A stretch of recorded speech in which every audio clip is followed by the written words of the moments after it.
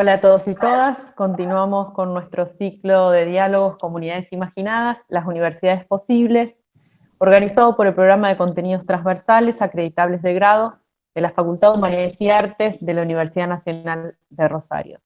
Tenemos el enorme placer de recibir al psicoanalista Roberto Bertolet. Es licenciado en Psicología, miembro de la Escuela de Orientación Lacaniana y de la Asociación Mundial de Psicoanálisis. Es profesor titular de Psicoanálisis 2 de la Facultad de Psicología en nuestra universidad. Ha participado de innumerables congresos nacionales e internacionales y ha escrito, bueno, muchos libros y artículos. Nos acompaña el licenciado Federico Donner, con quien coordinamos este programa. Mi nombre es María Emilia Vico. Te damos la bienvenida, Roberto. Te agradecemos muchísimo que estés participando en este ciclo de diálogo sobre pensar la universidad en estos tiempos.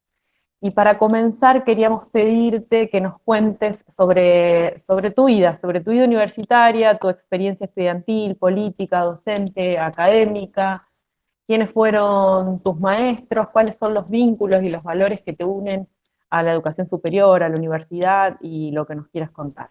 Muchas gracias. Bien, gracias Emilia, gracias Federico por la presentación, por la invitación, por supuesto, a este ciclo que tan valiosamente ustedes han organizado en la facultad y invitado a diferentes personas y miembros de la comunidad académica, así que es un gusto para mí participar de este ciclo. Bueno, estoy en la facultad ya como docente desde el año 1987, cuando todavía la Facultad de Psicología no lo era escuela superior y funcionaba en el edificio de la actual Facultad de Humanidades y Artes en calle Entre Ríos. Así que yo tengo los mejores recuerdos de ese lugar tan valioso de la ciudad, de la vida académica nacional. Y yo hice la carrera de psicología allí justamente y por supuesto como estudiante, especialmente con los pares, me ha dejado los mejores recuerdos, no así, por supuesto, en la época lamentable, tan oscura de la dictadura con los profesores y con las autoridades ha sido muy desagradable. Pero en aquel momento la manera de sobrellevar esa experiencia tan fuerte era siempre tener un buen vínculo con los compañeros y estudiar con ellos en Rosario, lo que era en ese tiempo los grupos de estudios dentro del campo del psicoanálisis. Y me recibí en el año 81. Pasaron unos años hasta que, por invitación de un amigo que era profesor adjunto de una cátedra, me incitó y por supuesto quedo agradecido con él, el profesor Jorge Arias, de psicología, que en aquel momento quien estaba como encargada de la función de directora de la carrera era Gloria Anoni, así que entré en ese momento, en el año 87, como jefe de trabajos prácticos, y desde ese momento en adelante, ya 33, 34 años, que ininterrumpidamente estoy dando clases en la facultad. Para mí es una alegría cada vez que me toca dar clases, incluso este año por los medios virtuales, ha seguido teniendo el gusto de el compromiso con la formación de las generaciones más jóvenes.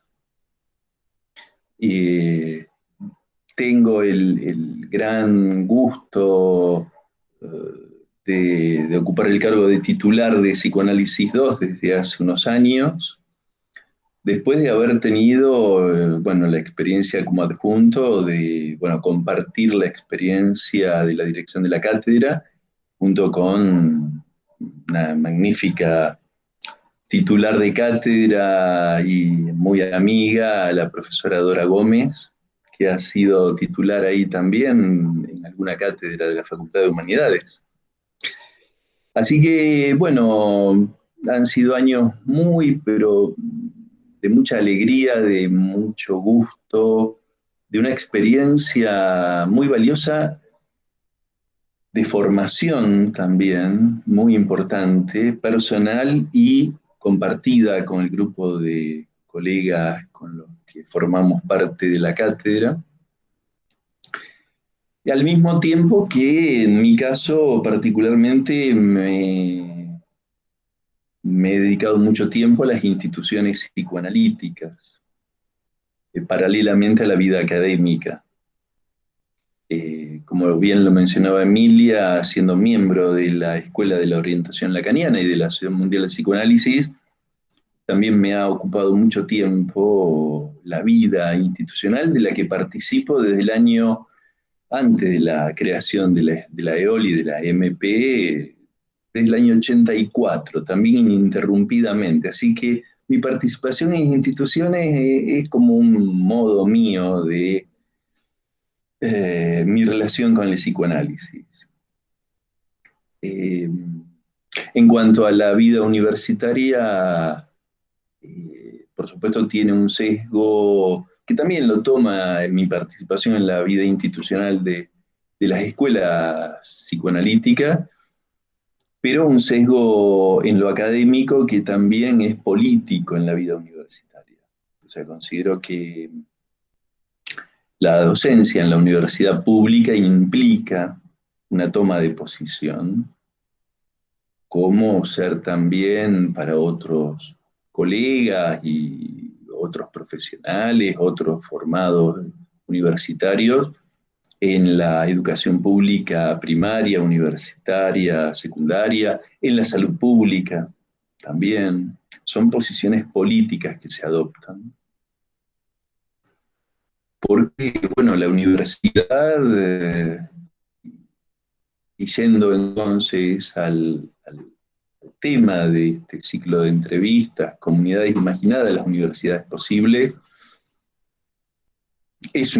debe ser un compromiso, especialmente cuando la universidad es pública, claro, con lo que significa eh, la universidad como, de algún modo, una barrera, un lugar donde se le da batalla al enemigo verdaderamente de la cultura, al enemigo de la civilización que hoy en día es el neoliberalismo.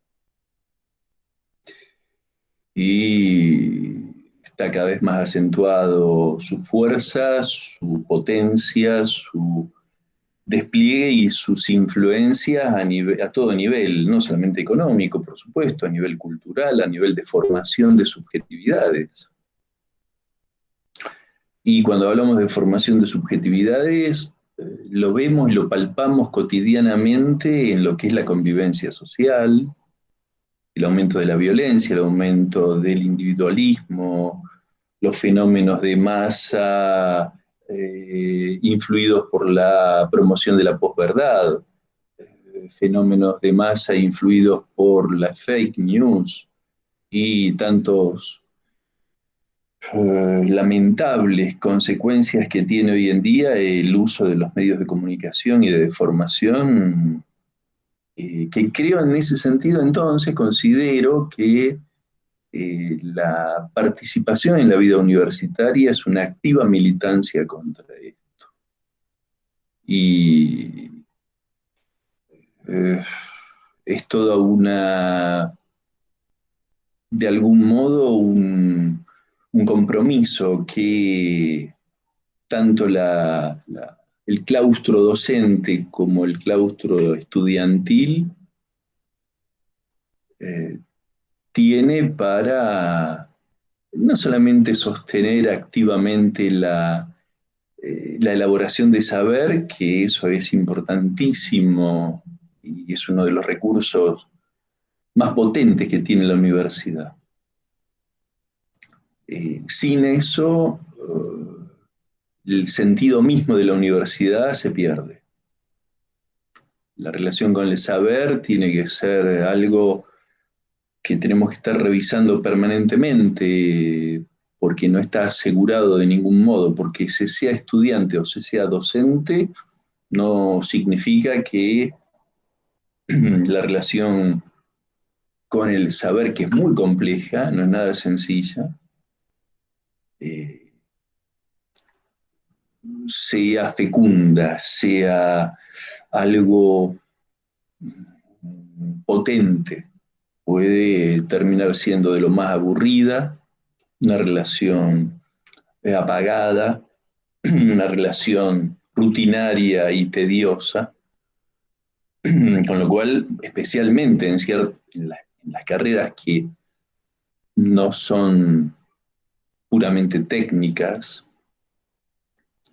sino que implican una formación humana, una formación en las ciencias conjeturales, una formación en los compromisos con la cultura, es fundamental que esa relación con el saber sea fuerte, sea muy pensada, muy conversada, muy trabajada a nivel de los claustros, cosa que me parece que en este momento hay ciertos déficits en ese sentido.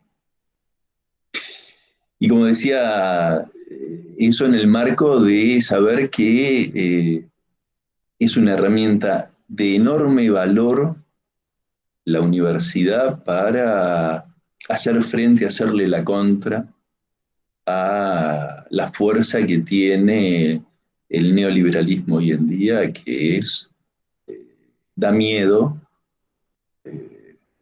el cómo ha logrado, y de un modo en red, de un modo muy, donde ya no se puede identificar a nadie en particular, sino que está diseñado de un modo que penetra permanentemente en todos los lugares con consecuencias nefastas.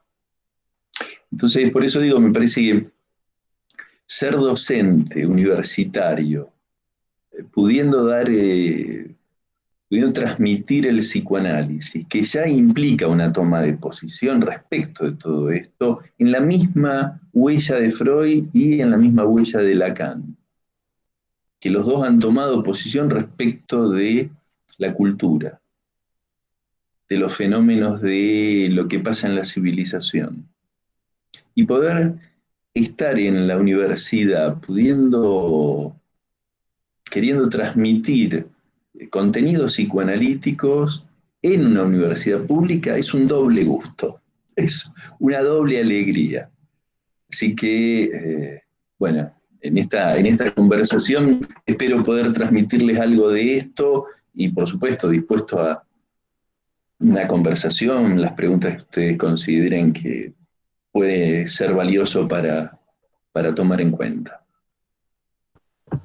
Roberto, bienvenido, muchísimas gracias por aceptar nuestra invitación. Recién mencionabas, bueno, algunos puntos muy interesantes, cruciales para pensar, digamos, nuestra actualidad. Vos definías un poco al estilo de Nietzsche la universidad como un campo de batalla y hablaste también del neoliberalismo, no solamente como una doctrina económica, sino mucho más allá, como una gubernamentalidad reticular que forma subjetividades.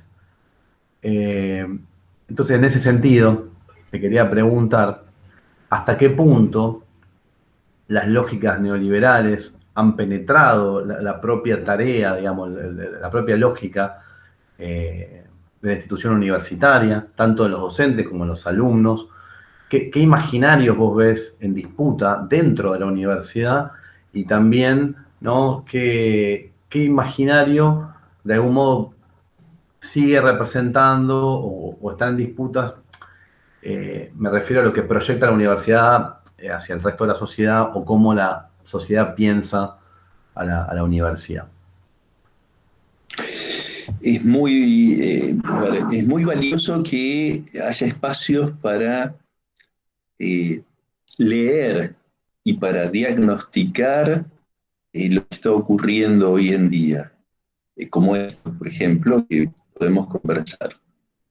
Yo tengo una experiencia limitada a no más de 3 lugares de los que tengo datos directos de lo que está ocurriendo. Uno, por supuesto, es mi participación desde hace 34 años en la Facultad de Psicología de la Universidad Nacional de Rosario. Otro es una participación en los últimos 10 años, particularmente en la Facultad de Psicología de la UBA.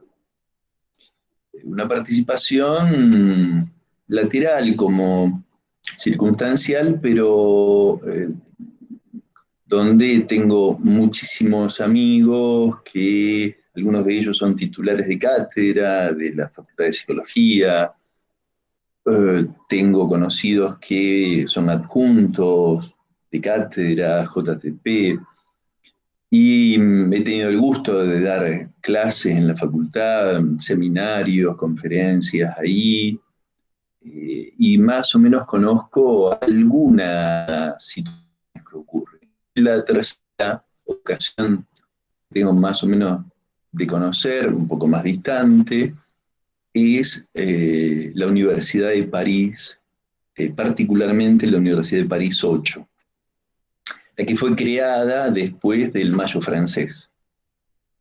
Y ahí tengo un par de amigos, uno particularmente, que es uno de los titulares de una de las cátedras del Departamento de Psicoanálisis de París 8.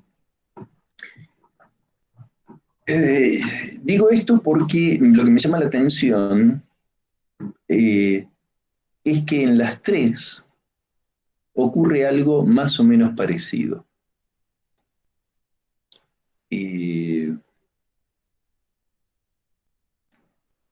Hay algo de los cambios que quienes tenemos más de 30 años dando clases en cada una de esas universidades, hemos notado nítidamente, claramente, y que es una respuesta a la pregunta que vos hacías, Federico, cómo ha penetrado el neoliberalismo imperceptiblemente, porque los cambios no se producen de un día para el otro, sino que van dándose muy lentamente y a lo largo de 5, 10, 15 años, de pronto es otro escenario el que hay. Y está referido particularmente a esa relación tan importante que el estudiante universitario tiene que mantener con el saber. Y en los 3 espacios universitarios encontramos las mismas consecuencias. Yo me acuerdo en los años 80 y principio de los 90, la participación activa, intensa, muy comprometida de la mayoría de los estudiantes de una clase de entre 50 en algunas ocasiones o 250 en otras. Pero no era de extrañar que en una clase de 100 alumnos hubiera un intenso debate, una participación donde se opinaba, se preguntaba con respeto y con crítica al argumento que presentaba el docente. Se combinaba el respeto y la crítica, una crítica fundada, una crítica en buenos términos de lo que presentaba el argumento del docente. Y eso era promovido por los docentes para generar y estimular eso. De a poco hay que decir que en los 3 escenarios, por lo que conozco, en París estaba ocurriendo, en la UBA está ocurriendo, y no puedo decir en otras facultades porque no conozco cómo es. Por ejemplo, en la Facultad de Humanidades no conozco cómo es eso. Quizás al ser grupos de menor cantidad de alumnos hay otros fenómenos y entonces se genera mayor participación. No sé, cuando una clase es de 60 alumnos, de 100 alumnos, de 150, 200 alumnos, Hay sí un grupo de 10 que participa, cuando en fines de los 80, principios de los 90, era como una conversación activa de la mayoría. Y había cruces de opiniones, había que estar como funcionando, como regulando ahí la participación. Yo entiendo que no es casualidad que los años 90 haya tenido por consecuencia con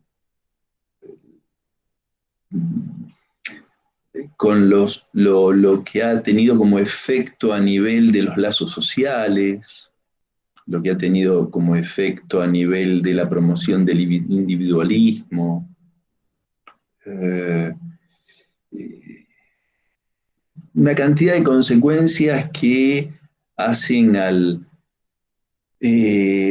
una desacreditación del hecho político. Eh, Hoy, por suerte, hoy, digo, desde el 2003 particularmente en adelante, ha aumentado la participación de la juventud en la política, en los espacios políticos, y eso es de enorme valor. Y no sé si a nivel universitario está en proporción eso. No sé, me parece que no. Me parece que los grupos estudiantiles sí generan y son absolutamente necesarios para promover, pero también encuentran un límite en la convocatoria de participación activa, no para ir a votar, participación activa, militante. A mí me parece que encuentran un límite, pero no por insuficiencias propias, sino porque hay un desinterés en la gran mayoría de los estudiantes universitarios, que no creo que se justifique por una razón laboral o por falta de tiempo, no creo que se justifique por eso. Creo que hay otras razones y lo que me gustaría destacar es que otro punto donde se evidencia algo de las consecuencias de este discurso neoliberal, porque uno cuando lo ubica como discurso, ya no es un régimen económico, no es una cuestión solamente de hechos sociales puntuales, sino que hacen al modo en que se subjetiviza la vida misma. Y tenemos referencias, pero en Freud ya muy claras, en textos que, que son muy mencionados, pero que han sido a su vez retomados por la enseñanza de Lacan en varias ocasiones y a su vez avanzado. Lacan tiene dos referencias muy fuertes sobre la época. Una es en el año 72, en el Seminario 20, cuando caracteriza a la época de tomada por el super yo, que implica, super yo, un empuje sin límite a una satisfacción inmediata y sin sentido. Es el famoso imperativo goza, donde ya no es el super yo el que prohíbe, sino el que empuja a lo que en otro tiempo era lo prohibido, con lo cual es claramente eso articulado con el narcisismo, una combinación mortífera que rompe cualquier lazo social y que termina caracterizado por el mismo Lacan como discurso capitalista. Y que el discurso capitalista, dice Lacan, sin medias tintas, sin vueltas, concluye la castración, dice Lacan. En términos que se pueda comprender, la castración no es algo que nos tiene que como hacer pensar en un problema, en algo que mejor evitar. Todo lo contrario. La castración es condición de posibilidad de la relación placentera y deseante con la vida. Es la castración la que hace que algo esté prohibido para que todo lo demás esté permitido, para que todo lo demás sea posible. Pero algo tiene que funcionar como imposible. Eso, el discurso capitalista lo forcluye, quiere decir lo rechaza. Todo es posible, con lo cual nada resulta deseable. Si no se instala la imposibilidad, no hay manera de que algo sea deseable. Y para, en el mismo párrafo, continuar el mismo Lacan diciendo que eso tiene por consecuencia, se afecta todo lo relativo al amor. Es muy fuerte esto, porque el amor no es solamente sentimiento. El amor es aquel movimiento que permite que se exprese un deseo dándole valor a aquello que busco por resultar agalmático, tomando una expresión que usa Platón en el banquete. El agalma del objeto que me resulta deseable, que me provoca amor, porque eso tiene un atractivo. Pero puede ser eso otra persona o puede ser un campo de elaboración de saber. Si no hay amor al saber en estos términos, es muy difícil que haya ganas de estudiar, ganas de aprender del otro, ganas de construir algo propio del saber en función de lo que me facilita la universidad para aprovechar y construir y apropiarme de eso. Cuando el discurso capitalista forcluye la castración y con eso afecta todo lo que es relativo al amor, afecta los lazos amorosos de las relaciones personales, los lazos amorosos de una familia, los lazos amorosos amables entre los ciudadanos en convivencia, promueve la violencia, la agresión, la hostilidad y dificulta el lazo amoroso con el campo del saber. Porque para soportar el trabajo con el saber es necesario soportar lo que no se sabe. El trabajo con el saber, sabemos, ¿no es cierto? Tenemos idea de esto, es estar siempre en el borde del no saber. ¿Y cómo lograr soportar eso si no es porque se presenta eso, el no saber, como algo deseable y a lo que se lo ama? Eso el neoliberalismo, el discurso capitalista, al forcluir la castración, crea las peores condiciones subjetivas para ese lazo con los otros y con el saber. Con lo cual, no es de extrañar que después de tantos años que Argentina se ha visto impregnada de capitalismo salvaje, de neoliberalismo, la universidad sea la caja de resonancia de esto. Pensaba mientras hablabas de la castración, ¿no? Si entendemos bien, ¿no? Estás hablando de del discurso que anula todo límite, ¿no? Y todo lazo social, todo lazo comunitario. Pensaba también en el modelo antropológico de Hobbes, ¿no? Que habla también del deseo infinito, del deseo indefinido, y que Arendt, al leer el estado de naturaleza en Hobbes, dice: Hobbes es el filósofo del siglo XIX porque está pensando radicalmente la lógica del capitalismo.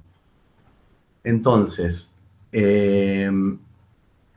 eso se ve en un montón de aspectos, y creo también, digamos, que la universidad, y quería compartir esto con vos, a ver qué devolución nos podés hacer.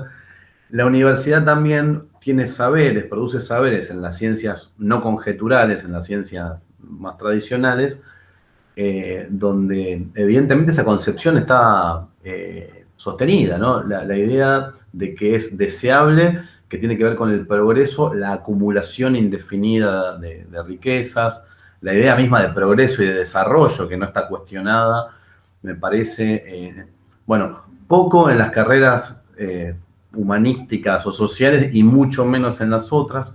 Entonces, bueno, quería darte pie como para que te explayes un poquito más sobre eso. Eh, a ver, que la universidad sea o se haya convertido, eh, a ver, siempre fue así la universidad, un lugar donde la élite, especialmente hasta los años 60, eh, formaba profesionales de prestigio. Eh, Creo que en los años 60 vieron surgir en todo el mundo universidades que al ingreso importante de cantidad de interesados en participar en la vida universitaria, hizo que tuviera que revisar cuál era el sentido mismo de su función política y social, eh, con todas las consecuencias que hubo. Todos los movimientos estudiantiles en los campus universitarios de Estados Unidos, alrededor de la mitad de la década del 60, después el Mayo francés, eh, eh, todos los movimientos políticos enormes que hubo en las décadas del 60 y 70, particularmente en Europa y Estados Unidos. En Latinoamérica, por supuesto, hubo mucho de todo esto, intensamente, muy como interrumpido por las dictaduras y los golpes. eh, y uno ya sabe hoy en día que la verdadera función de la universidad se vería muy rebajada si se convierte solamente en un destino de profesionalización. Sería lamentable. Que lo es en muchas carreras, sí, sí, eh, pero creo que mientras los estudios que, como los que se cursan en la Facultad de Humanidades y Artes, en Psicología y en algunas más, y en algunos lugarcitos que puede haber dentro de las carreras más tradicionales, transmitan y trabajemos sobre el verdadero sentido, la función de la universidad, es una fuerte resistencia a esto.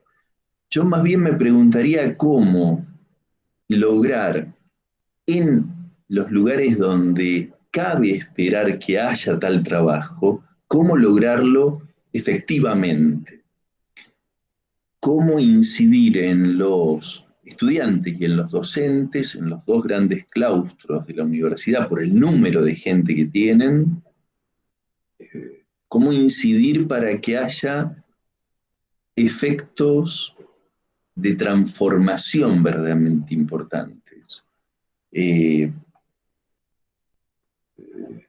donde particularmente el vínculo con la universidad, con los pares y con el saber sea algo a revisar. Ahí hay mucho por hacer. Ahí hay enorme cantidad de cuestiones. No tengo, por supuesto, respuestas a la pregunta de, bueno, ¿cómo hacerlo a esto? De algún modo, en la cátedra lo que intentamos es promover una relación particular de cada estudiante con lo que tiene por delante para elaborar, que en lo que ponga algo propio,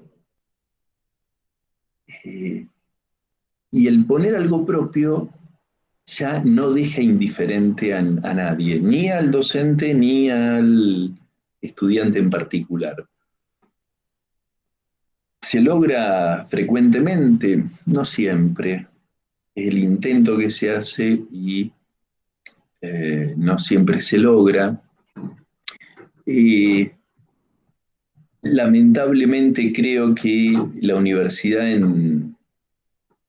y en esto coincidimos, la lectura que hacemos en estos tres espacios tan distintos, Rosario, Buenos Aires y París, encuentra en muchas ocasiones, no podría decir un porcentaje, por supuesto, pero en muchas ocasiones eh, posiciones como muy infantiles. Lo que podríamos decir que es como las posiciones que son a veces más propias de estudiantes de escuela primaria o de secundaria que de universitarios con el compromiso adulto de tomar una posición en la vida. Sumado a eso, lo que en este país lamentablemente siempre ocurrió, que hemos llegado todos, me parece, a tiempos de la universidad con muy poca formación cultural, política, de información sobre la historia, la economía, la vida social, y quizás podemos saber más de la historia de los norteamericanos, de las peleas entre los cowboys y los indios, que de la historia de Argentina. En este momento quizás se sabe más de lo que ha pasado, no sé. A ver, lo que encontramos es que es muy difícil trabajar a veces con recursos intelectuales si no hay una información mínima a la que se pueda recurrir. Eh, si vos me decías a mí, cuando yo entré en la universidad, mencionabas a Hobbes, o sin mencionarlo a Hobbes, me hablabas del Leviatán, yo te hubiera preguntado, es una revista que salió la semana pasada, la encuentro en el kiosco, no sabía nada. O sea, no puedo criticar a lo que ocurre hoy cuando debo reconocer que a mí y a la mayoría de mis compañeros de la facultad en ese momento nos ocurría exactamente lo mismo.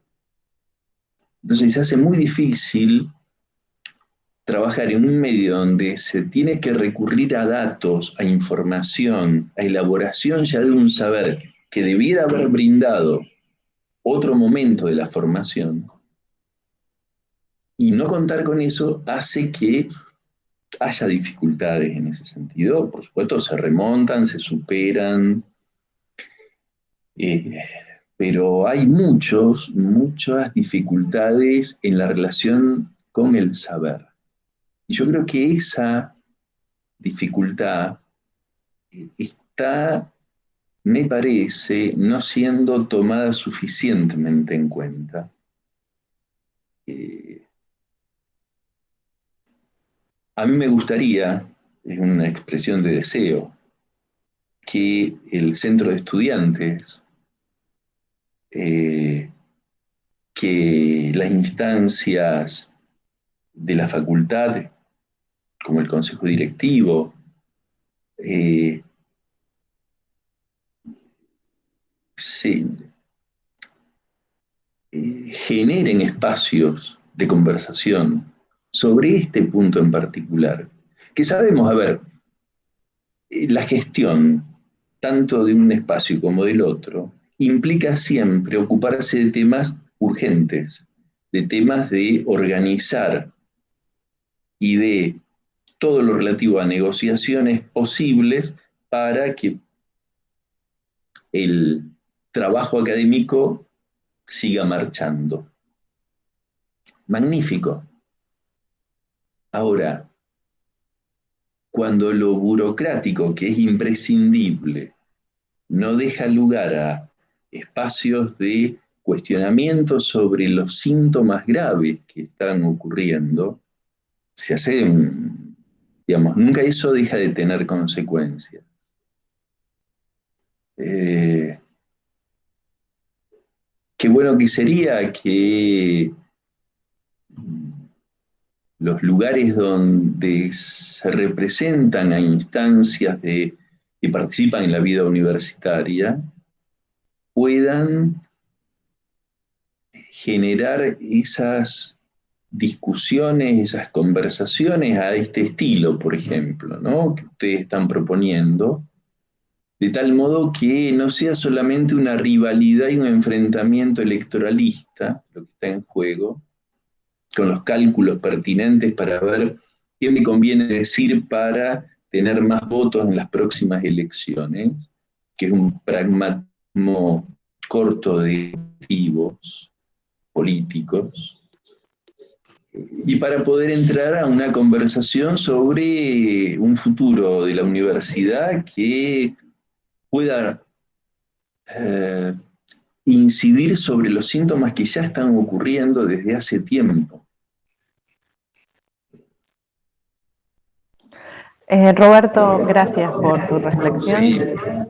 Mientras te escuchaba, cuando hablabas de la universidad como la caja de resonancia que ha sido de los discursos capitalistas y de los discursos del neoliberalismo que han entrado en todos los aspectos de nuestra vida, incluso en los aspectos de la vida universitaria, incluso en nuestras aulas, también sabemos que esa universidad, la universidad pública, sigue siendo uno de nuestros nichos de batalla contra esos discursos.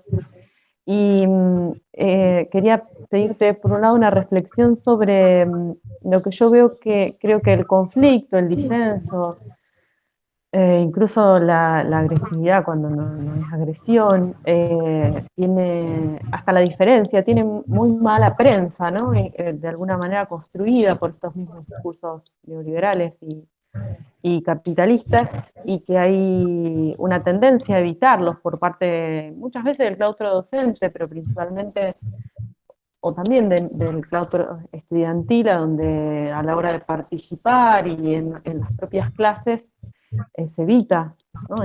Entrar en debate, en conflicto. Entonces quería pedirte, por un lado, una reflexión sobre eso, que hay cierta tendencia a homogeneizar, y eso creo que genera un desinterés. Y cuando nombrabas que en las clases ustedes tratan de que el saber esté de alguna forma interpelado por eso propio del estudiante, creo que tenemos que ir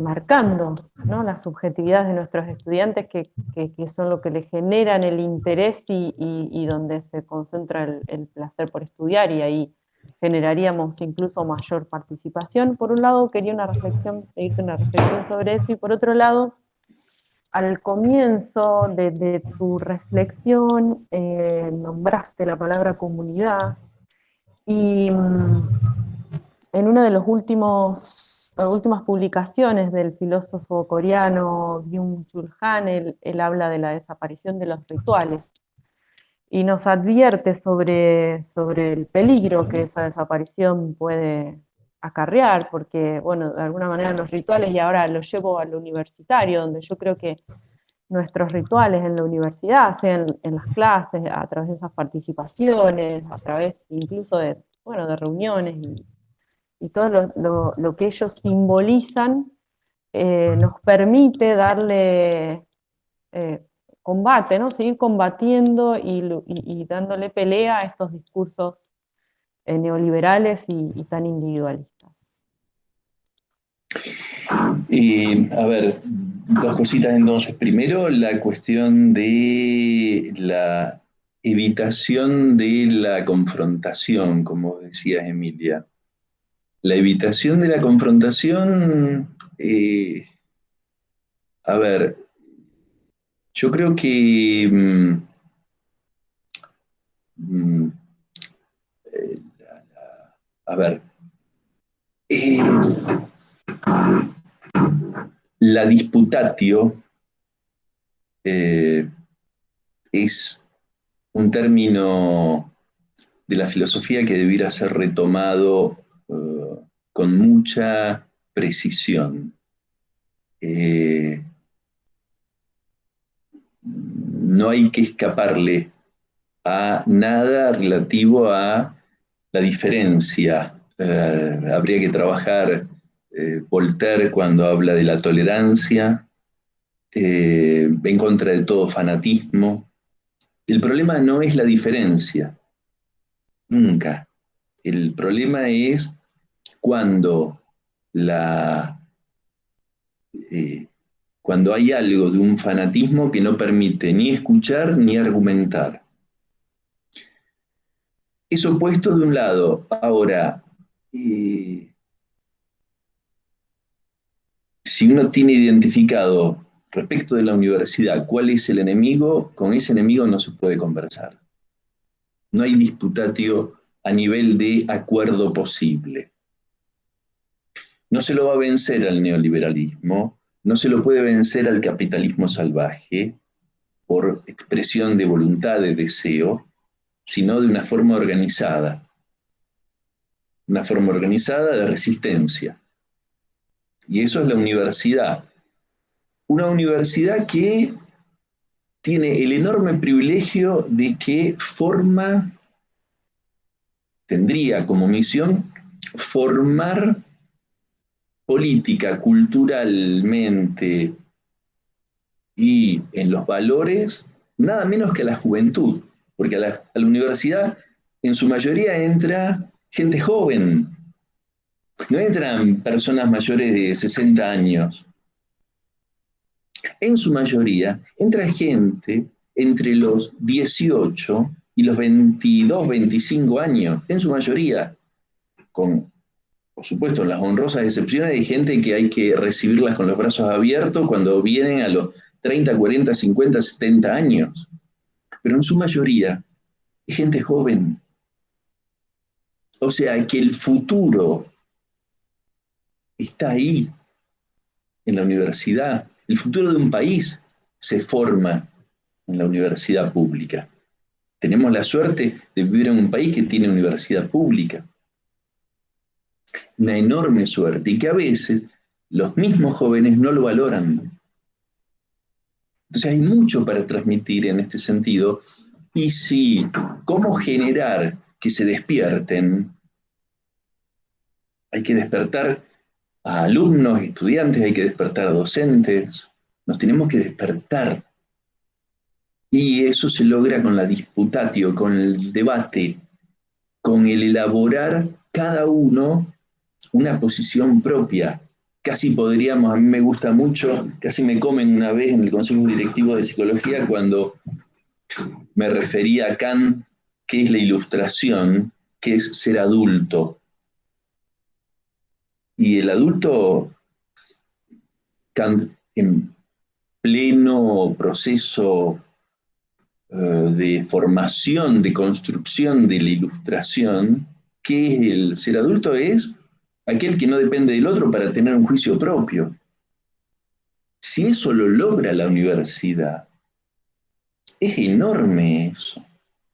El juicio propio no se logra promoviendo el narcisismo, es con el otro, es dándole la autoridad que tiene que tener el saber elaborado por el otro para que eso se transmita y se construya como algo propio en el conjunto de los estudiantes jóvenes que se apropian de eso y lo elaboran a su vez. Entonces, el problema no es la disputatio, no es la confrontación. Si esa confrontación tiene un límite, el límite tiene que ser un punto donde se detenga por cierto respeto al otro. O sea, si la confrontación, la disputatio, el intercambio muy animado de la diferencia pasa a la hostilidad, al insulto, a la degradación, ahí ya no hay manera, eso no es confrontar nada. eso sirve a otros fines y les estamos alimentando justamente lo que prefiere el discurso capitalista, que no haya diferencias, es que no se toleren las diferencias. La otra parte de la pregunta, discúlpame Emilia, no me acuerdo cuál era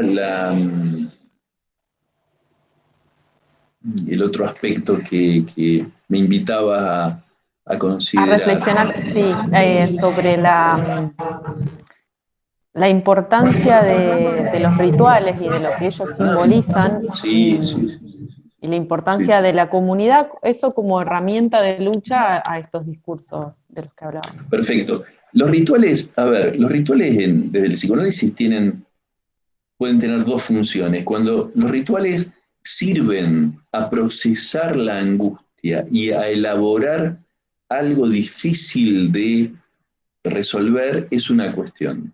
Cuando los rituales sirven solo para una posición neurótica, infantil, que no cumple otra función que la de poner condiciones y límites a la vida, son otro tipo de rituales. Creo que la universidad requiere de los primeros rituales, de los rituales que tienen sentido, los rituales que implican eh, eh, encuentros, que implica el que tome la palabra uno, que el docente pueda explicar y presentar un tema, un ritual que puede ser el de espacios, los exámenes mismos como ritual importante a nivel académico. Ahora, lo que pasa es que en buena medida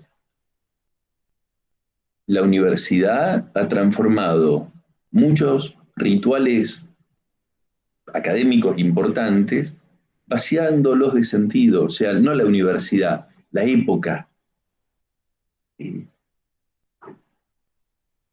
Eh, ha convertido al estudio universitario lamentablemente en una carrera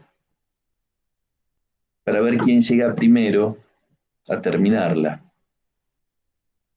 O en vez de estudiar para elaborar y rendir una materia, para tirar una materia. Yo no digo que hace 40 años no haya ocurrido exactamente lo mismo, probablemente, o hace 50, pero es evidente que no hemos podido corregir eso. O sea, por ejemplo, ¿por qué le llamamos libres a los alumnos que rinden sin haber regularizado? Libres. ¿Dónde se ha visto que sean libres cuando la libertad es eso? Es como un contrasentido. Nosotros promovemos que se articule el sujeto a la enseñanza con otros. Por supuesto, sin negarle a nadie el derecho a rendir sin hacer ese procedimiento. Por muchísimos motivos que justifiquen que alguien prefiera evitar eso y sea una lectura que haga independientemente, por falta de tiempo, por muchos factores. Pero no le llamemos libre. Es un contrasentido. Valoramos la libertad en el punto en el que va en contra de lo que es el mismo sistema universitario. Entonces, los rituales del cursado no podemos degradarlos nombrando a quien no hace ese ritual como libre, del ritual. Por favor, no, a mí no me gusta. Hay muchas expresiones que usamos y las naturalizamos y las transmitimos, lamentablemente. Entonces me parece que hay mucho para... estamos como, casi podríamos decir, ustedes en la convocatoria hablan de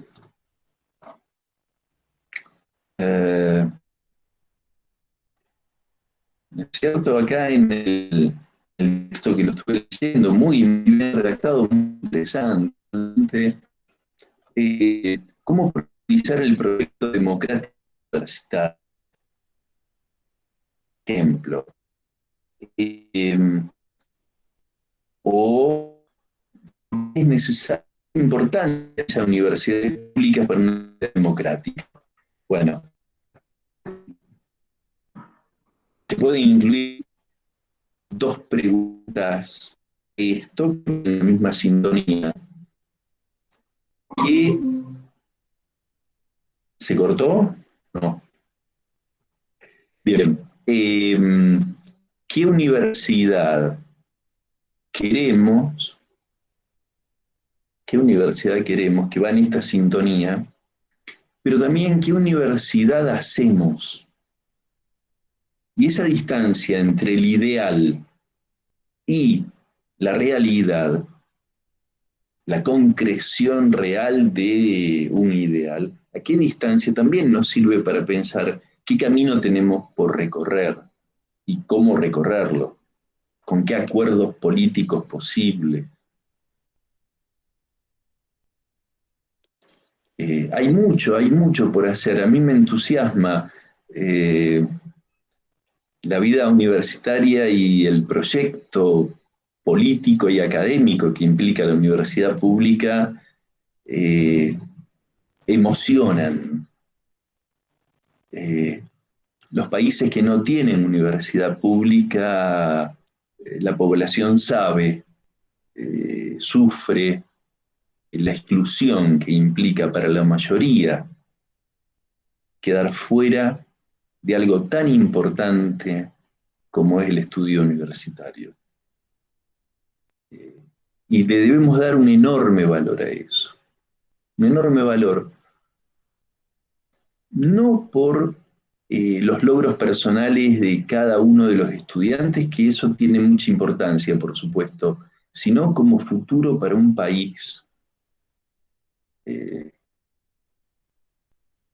para una historia que nos viene pegando muy mal y que, para colmo, con las realidades que nos toca vivir, esto de la pandemia y todas las consecuencias que ha tenido en Argentina, por supuesto en el mundo, pero en Argentina particularmente, eh, va a ser muy importante el papel de la universidad en este país en los próximos 10 años. Roberto, desde tu experiencia como docente investigador dentro de la Facultad de Psicología, de más de 30 años que nos decías, te queríamos preguntar de las funciones tradicionales de la universidad, investigación, extensión y docencia, y retomando un poco las dos preguntas que hacías, ¿qué universidad queremos, pero qué universidad hacemos, ¿no? En esa distancia? ¿Cuáles pensás que son las principales falencias? Es cierto que no podemos hablar de la universidad porque bueno, la universidad es muy grande, pero bueno, desde tu lugar, desde la cátedra en la que estás y desde el trabajo también dentro del consejo, si estuviste del consejo directivo de la universidad y que la debes conocer en profundidad después de tantos años, ¿cuáles, y siendo autocríticos nosotros mismos desde la universidad, que muchas veces es lo que creo yo debemos para mejorarla, seguir pensándola, repensando la universidad para hacer un diagnóstico, ver las falencias y proyectarnos hacia la universidad que queremos? Te queríamos pedir una reflexión sobre eso. Y también, desde la cátedra en la que trabajás, ¿cómo ustedes piensan la extensión? Si es que hay trabajo de extensión en la Facultad de Psicología, entiendo que sí, pero bueno, en la cátedra, ¿cómo es el proyecto extensionista dentro de la facultad? Bien, justamente Emilia, es muy interesante esta pregunta porque desde hace unos años la cátedra viene dándole mucho valor, mucha importancia a las actividades de extensión. Eh, Hace un par de años, y el año pasado se concretó, diseñamos un proyecto de extensión que trabajó en relación con la Biblioteca Vigil, con un sector de la biblioteca en atención a niños, niñas, y ahí participaron un grupo importante de docentes de la cátedra, que ahora, con motivo de las jornadas de investigación de la facultad la semana que viene, van a presentar un trabajo consecuencia de ese recorrido que hicieron de extensión. Y a su vez, este año ha habido otro también del año pasado y el anteaño de 2 o 3 docentes de la cátedra que presentaron un trabajo en el gremio docente, COAT, que fue una serie de un seminario que brindaron en COAT sobre un tema de extensión relativo a la cátedra. Y este año, con motivo de la pandemia,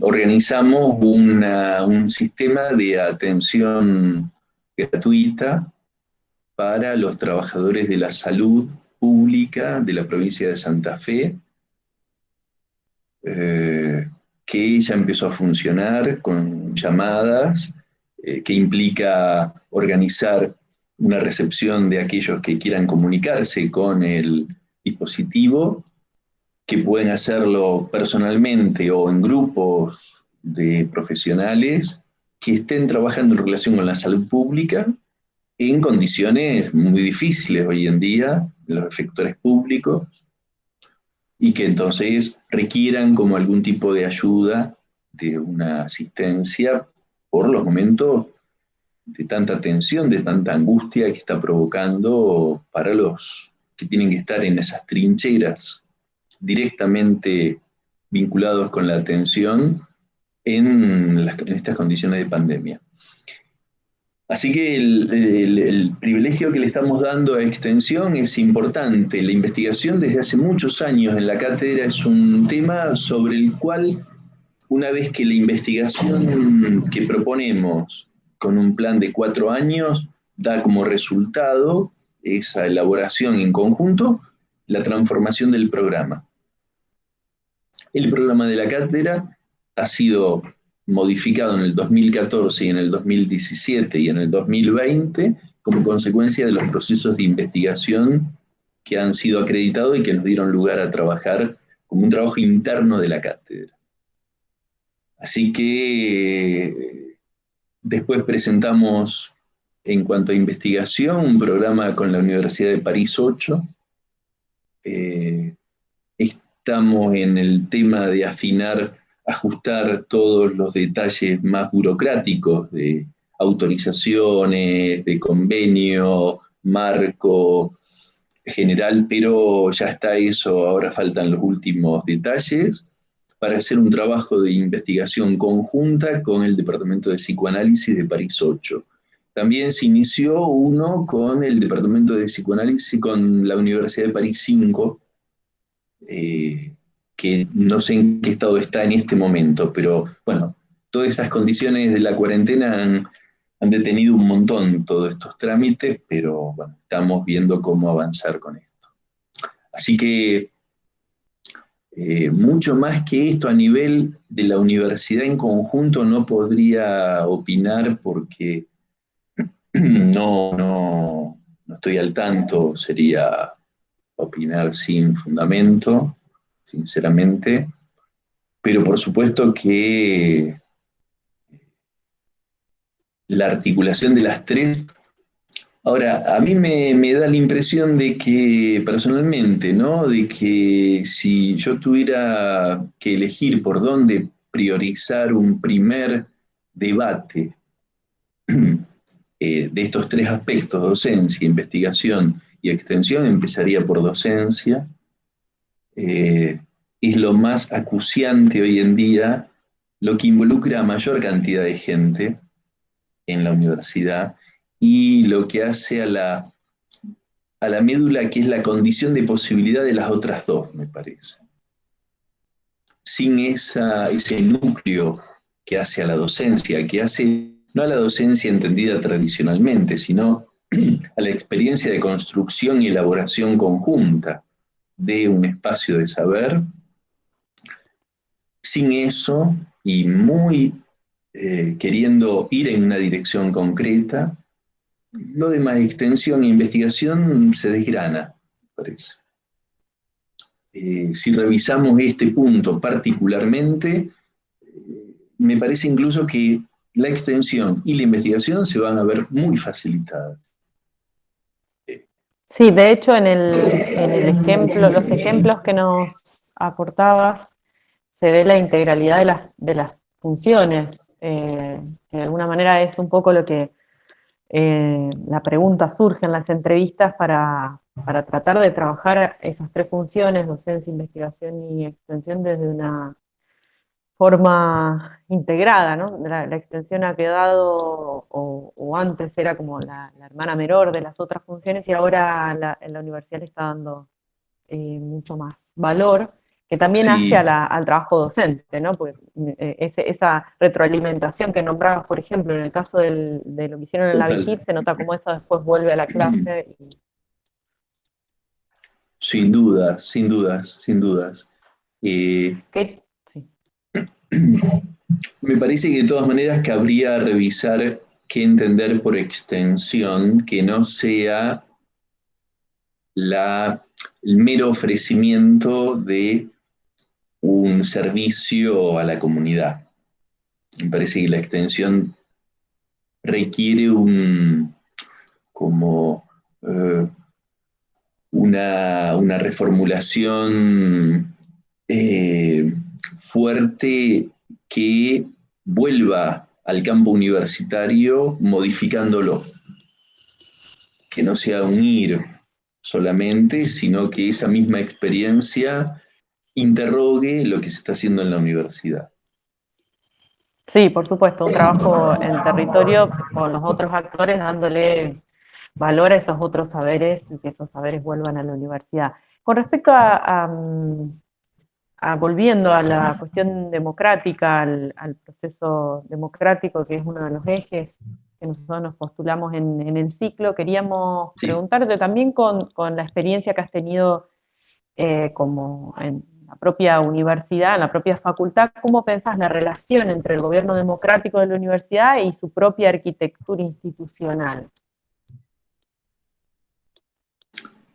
Eh, una pregunta difícil, muy... eh, ¿O cómo lo has vivido personalmente? Por lo que nombraste, o no sé, si escuché mal, corregime, estuviste en consejo directivo. no estuve en ¿Cómo? consejo. Ah, no, no, participaba sin ser consejero. Exacto. O sea, estaba al tanto, pero no, nunca Ujú. estuve en la vida de las decisiones políticas de la facultad. Eh, a ver, mm,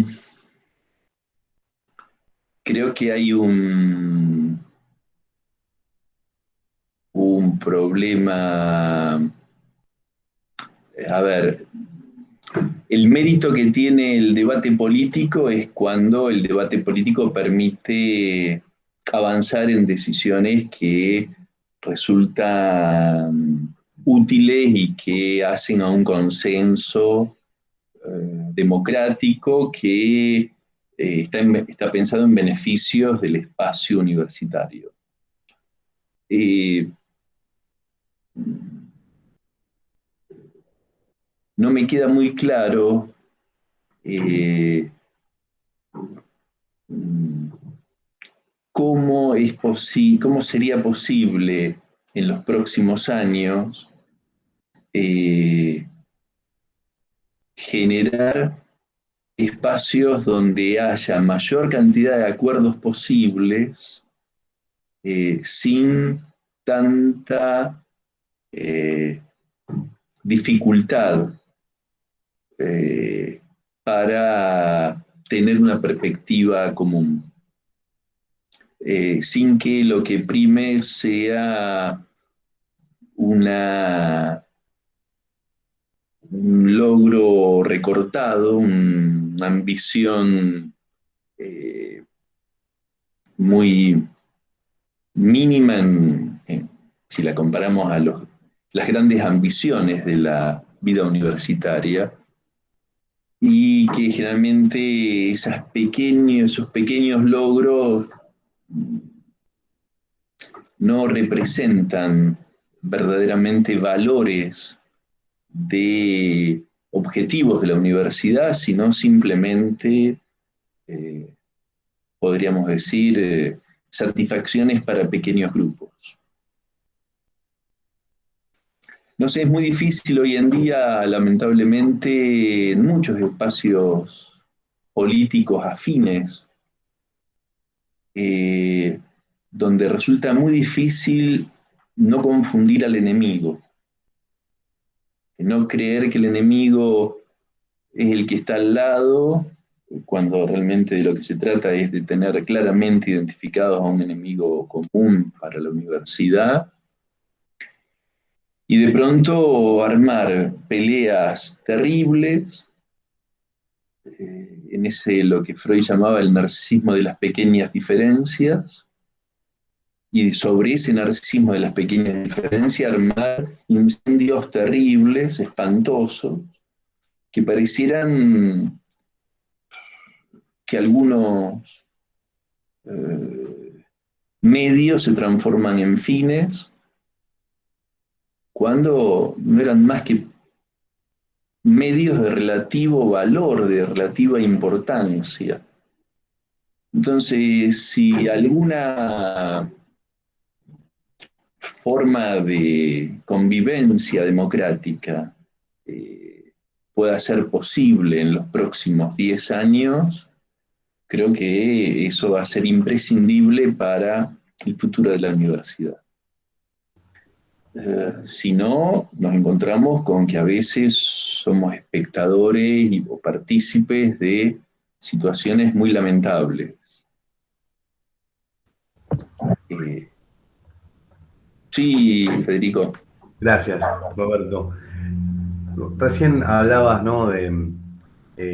Cuando hablabas de la actividad docente, en un sentido no tradicional, y hablabas bueno, de establecer lazos, vínculos con los estudiantes. Bueno, ¿cómo se da eso, si es que se da, en esta situación de pandemia, en esta situación mucho más mediatizada? Y cómo, digamos, cuáles son los malestares que provoca esto, y qué consecuencias va a traer esto, ¿no? Viste que ahora es un lugar común decir, bueno, esto llegó para quedarse, y si bien puede ser cierto, es interesante pensarlo de modo crítico, ¿no? Porque si no parece que las imposiciones tecnológicas, digamos, son novedades teológicas, epifanía, a las cuales uno, bueno, tiene que aceptar y ya.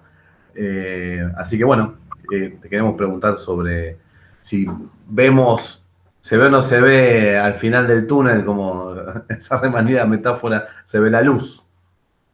Mm. A ver, la experiencia que nosotros intentamos hacer en Psicoanálisis 2, en la Facultad de Psicología, fue la de sostener, intentar que la experiencia de transmisión de enseñanza pudiera ser sustentable, reconociendo las dificultades y las limitaciones que la virtualidad tiene, a diferencia de la presencialidad. Nos sorprendimos de dos cosas: de la muy buena disposición de los estudiantes y de nuestra muy buena disposición también. Nos sorprendimos porque quiero decir, con dificultades técnicas, muchos docentes para conectarse, para sostener una clase, el mal humor que eso provoca, el disgusto, eh, la sensación de angustia, no saber si se va a terminar una clase, si se va a poder empezar a darla, los alumnos, los estudiantes que están ahí esperando. Bueno, no es algo que resultó demasiado agradable, especialmente los primeros meses. Después ya cuando pudimos pasar a trabajar con el dispositivo, la plataforma de Google Meet, ya eso generó otro nivel de encuentro, otro espacio más confortable. Eh, pero la presencialidad es irreemplazable. O sea, el vínculo que se establece eh, con lo que significa una clase, un intercambio de ideas,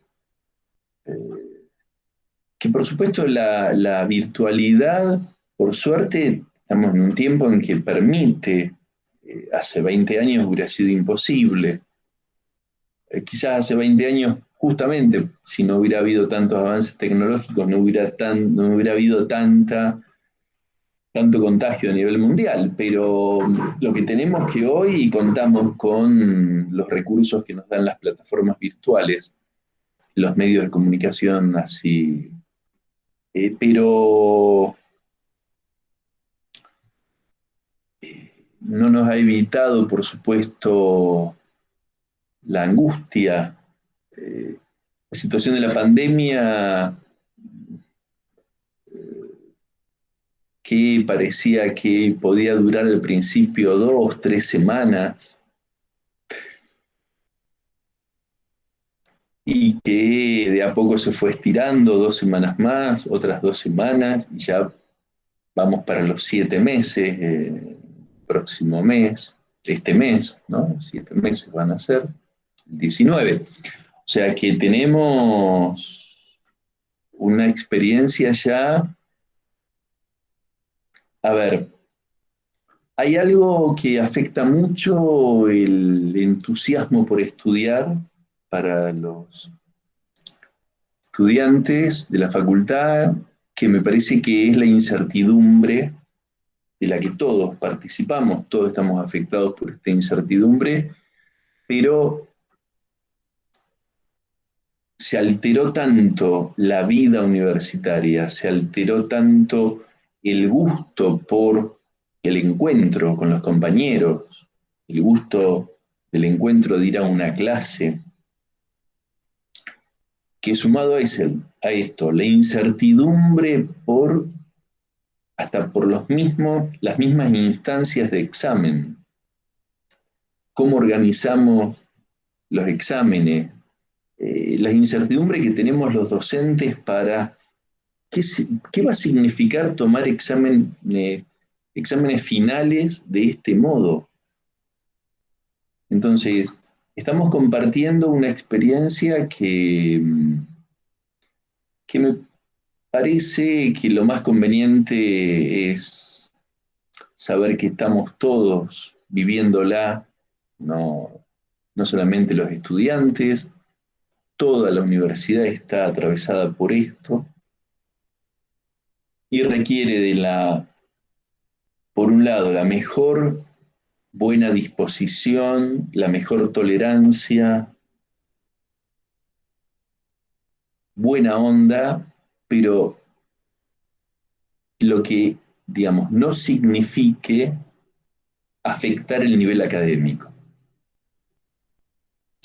O sea, para mí la universidad implica una responsabilidad para todos, no solamente para mí como titular, para todos los docentes de todas las cátedras y para todos los estudiantes de cualquiera de los años, de una responsabilidad de excelencia académica, de la mejor formación posible a nivel universitario. Y para eso hace falta esfuerzo, tiempo, muchas ganas, mucho interés por avanzar en lo que no se sabe. O sea que ha sido absolutamente el derecho a la universidad es un derecho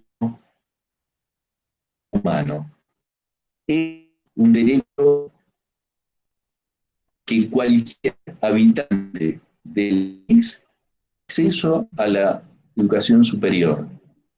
Magnífico. Ahora, eso es el derecho para ingresar a la universidad. Lo que ocurra de ahí en más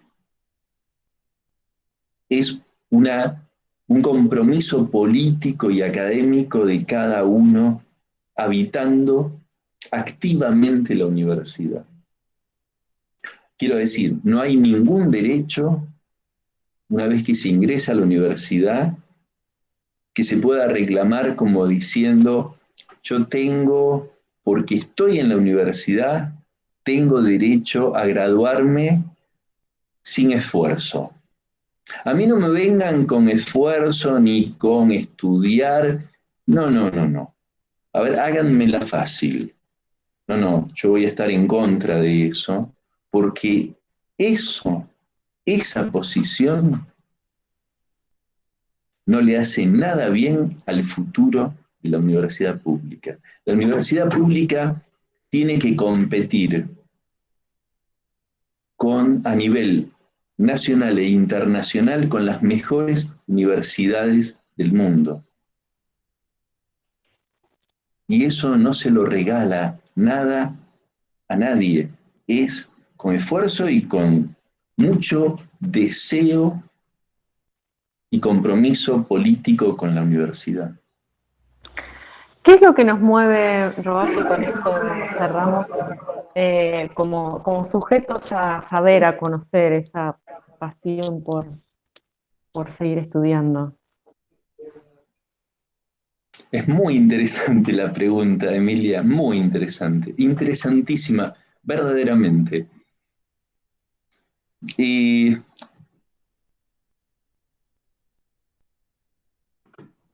Hay una curiosidad que tiene que tener el intelectual, el universitario, y que sea una curiosidad viva, algo que le interese si está estudiando psicología, por ejemplo, que le interese la buena literatura, que no le interese solamente estudiar a Freud, que no le interese estudiar la Gestalt, que no le interese estudiar solamente las teorías conductistas, que le interese lo que se ha dicho en la historia de la humanidad sobre el ser humano. Recién te referías a la pasión, Emilia. ¿Qué hace que haya esa pasión? Pasión es un término filosófico que qué bien que vendría a trabajarlo, no solamente en filosofía, que se debe trabajar probablemente, sino en psicología. La pasión tiene una historia este término, enorme. Entonces, para eso es necesario la curiosidad, que algo me haga falta, que algo me toque, que me interese saber qué transformaciones hubo en el mundo después de la Segunda Guerra Mundial, qué transformaciones provocó eh, el, a partir de qué se funda los avances de la ciencia moderna. Pero, ¿por qué? Porque me interesa la historia como datos, información de las cosas que ocurrieron. No, porque todo eso hace a que se haya llegado al momento actual de una cierta manera y no de otra.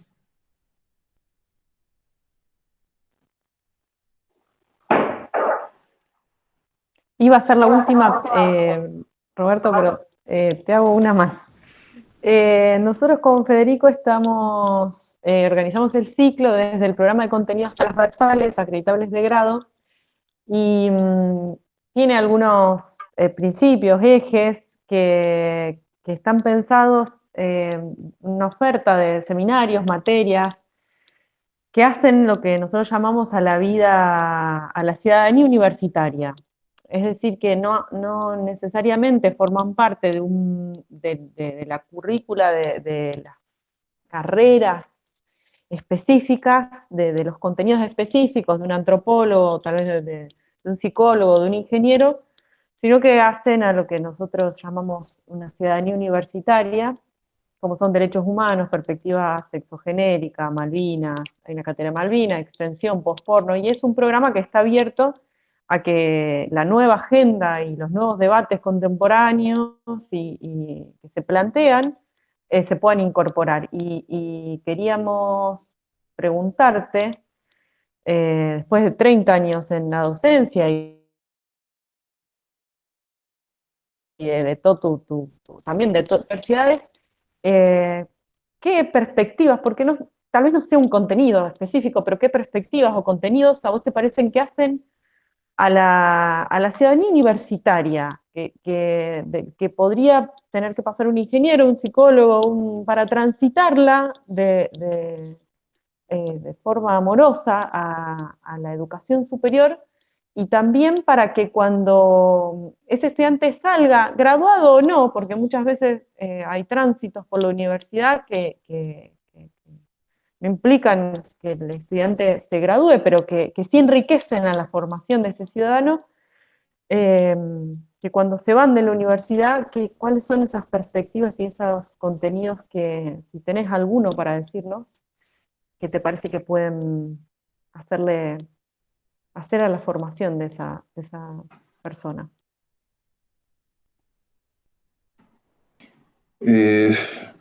A ver, no sé cuál sería, habría que sentarse con tiempo, ver, pero no sé cuál sería imprescindible o muy necesario, pero sí me imagino que una lectura que puede aportar el psicoanálisis de orientación lacaniana sobre los tiempos que nos toca vivir es muy importante. Puede aportar una lectura fresca y eh, muy precisa en esa articulación en la que lo social se hace íntimo, se hace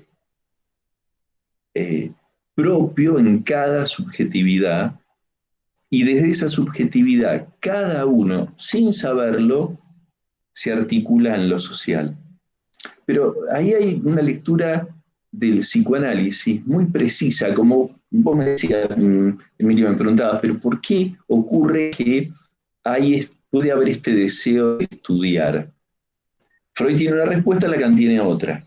Freud decía curiosidad sexual infantil. Y claro, eso permanece inconsciente para la persona adulta, ni sabe de eso, pero le dejó su paso por la vida infantil, le dejó como resto la curiosidad por lo extraño, por lo que resulta sorprendente, por lo que emociona sin saber por qué emociona. Bien, esa es la respuesta de Freud, que es muy jugosa, así como muy sustanciosa. Aún la puede, yo se las digo rapidito, pero hay enorme cantidad de cuestiones para entender ahí. Lacan tiene otra respuesta que íntimamente tiene que ver con la castración, pero como proceso estructurante del deseo. Y entonces ya no es la curiosidad sexual infantil, que ya tiene que ser consecuencia de la castración misma. Entonces, como hay un montón de detalles, pero sobre la vida social, que la lectura de los seminarios de Lacan y de otros psicoanalistas que se han ocupado de los hechos de la vida social, política y cultural, considero que son lecturas muy provechosas para quienes incluso están en disciplinas totalmente diferentes. Y para eso hace falta estudiar todos los seminarios de Lacan. Hay que explicar y transmitirlo a su vez claramente, sin perder la complejidad que eso tiene, pero con claridad comprensible, de una forma precisa, que sea herramientas de elaboración para quienes transitan la vida universitaria. Y que, bueno, son útiles para pensar lo que está ocurriendo hoy en día en el conjunto de la humanidad, salvo algunas contadas excepciones, lugares muy que, bueno, dentro de la geopolítica tenemos lugares que son particularmente diferentes, sectores, por ejemplo, por tradición cultural mantenida como de sectores de la India, por ejemplo, que parece no haber entrado el capitalismo ahí, o la isla de Cuba, con su resistencia digna al sistema capitalista, que le está costando enorme esfuerzo, cada vez más salvaje el boicot de Estados Unidos. Pero entonces tenemos una lectura que no se mete con factores económicos, que no se mete con lecturas sociológicas, pero las toma en cuenta, y el psicoanálisis puede decir algo respecto de las angustias de la vida actual. Del malestar en la cultura. Del malestar en la cultura, pero en el siglo XXI. Sí. No el malestar en la cultura de hace 90 años, de 1930. Hoy, el sistema, el régimen social, político, económico es totalmente distinto. Y entonces hay que actualizar ese malestar en la cultura. Hay lo que Max Weber decía de la jaula de hierro en 1917, Lacan lo retoma en el seminario 21, en 1973 o 1974, para trabajarlo como el orden de hierro. Un orden que dice Lacan al terminar ese desarrollo que puede derivar en degeneraciones catastróficas. Degeneración catastrófica es el término que usa Jacques Lacan en el seminario 21 para referirse a lo que es la época de 1970, hace 50 años. Actualicemos eso ahora. Sobre un término que había empleado Max Weber en 1917 en la ética protestante y el capitalismo. Entonces, es muy fuerte y me parece que hay mucho que el psicoanálisis de orientación lacaniana puede sumarse en la lectura compartida con otras disciplinas para aportar en lo que puede hacer sobre una lectura de la época. O sea, lo que me parece que es imprescindible que el estudiante universitario sepa en qué mundo vive. Perfecto, Roberto, te agradecemos mucho la participación, ha sido realmente muy enriquecedor este diálogo. Seguramente te volveremos a contactar para seguir conversando sobre la universidad que hacemos y la universidad que queremos. Muchas Magnífico. gracias. Emilia y Federico, muchísimas gracias por esta invitación. Realmente ha sido un gustazo enorme y bueno, mi agradecimiento en cualquier momento, por supuesto, a disposición de la invitación de ustedes. Mis saludos, por favor, al señor decano, Alejandro, y un gusto. Muchas gracias. Ha sido realmente un gusto. Estamos muy agradecidos, muy contentos también de cómo salió el diálogo. Magnífica, magnífica. Muy amable, Roberto. A ustedes. Que estés muy bien. Gracias, gracias igualmente.